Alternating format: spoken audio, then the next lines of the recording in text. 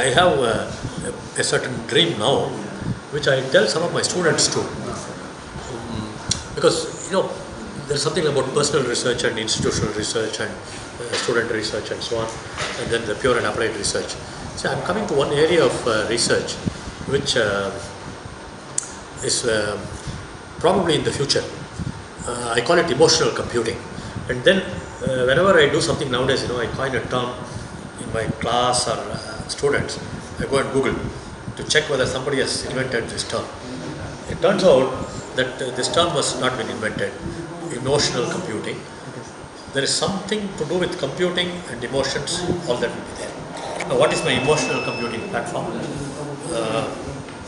I think I live for another 20 years, but my condition at home with all the gadgets and things of today should be simplified, more comfortable.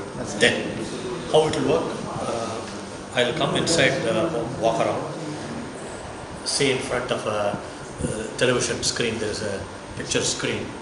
Then there is a picture of my father, who is no more for the last 30 years.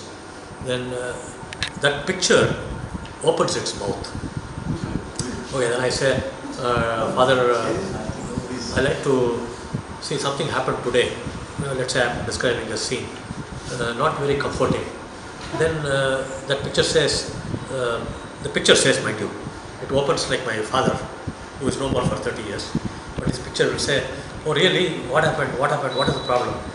And I say, some situation, let's say somebody took some money and did not return it. He would say, oh, don't bother about it, with the actual expressions.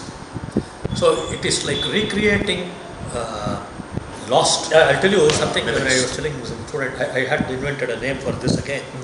I'll tell you the name.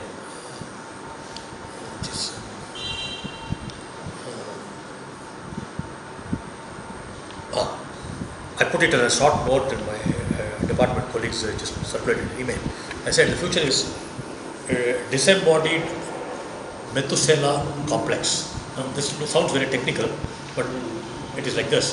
See, all that whatever I just said, it is in principle feasible with today's technology. All I'll tell you, first recording of your somebody's speech, all you need is this spectrum, voice spectrum. And voice spectrum, like my father's voice or my voice or something from one of the recordings, you can characterize the spectral features of all the frequencies which I normally utter, which is different from his or yours or something. Keeps that. Then second, photograph of course and videos. Nowadays it's easy to capture and digitize and store it. At that point of time we had only a static picture. The static picture can be now put into your computer and you can morph it and all that. But the most difficult thing is what we call giving articulation to something from recording in a very natural thing. So first, articulated speech. See, my spectrum is there. I can give a text, whatever I'm just saying. Say like these canned sentences. No? See, one more thing, that sentence itself is not canned.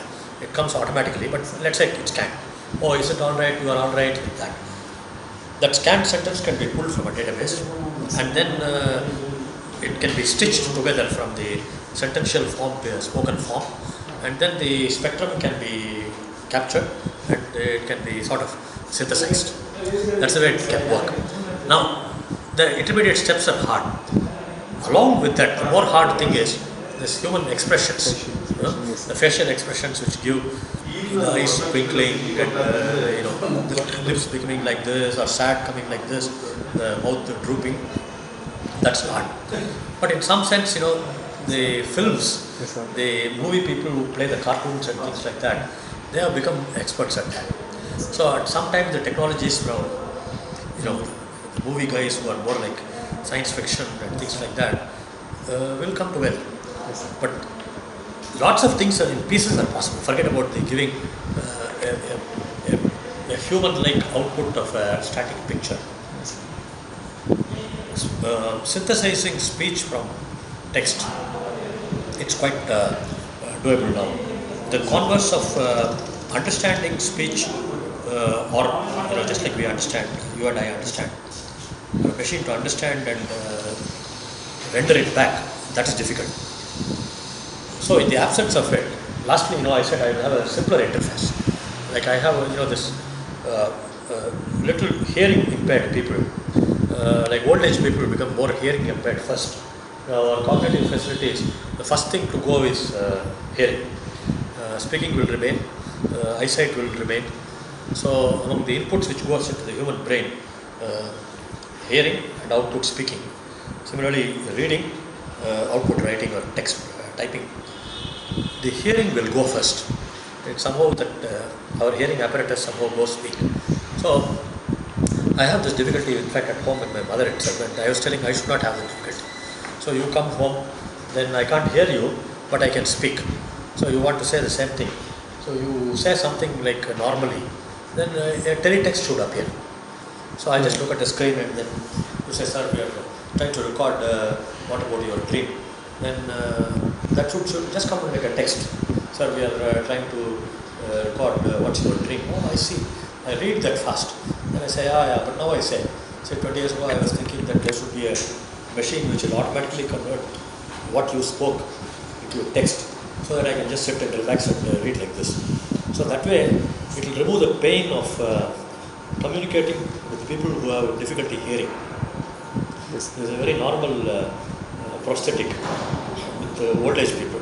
So, but it includes a lot of computer science and what is called as a speech to text to synthesis. Yes, see, while you speak, that getting the text correct from the spoken, one thing is to simply record and regenerate from the recording, but it's fraught with lots of intermediate gaps, because your spoken recording to text generation, I hope that speech to text will improve. But the more difficult thing would be the text to speech,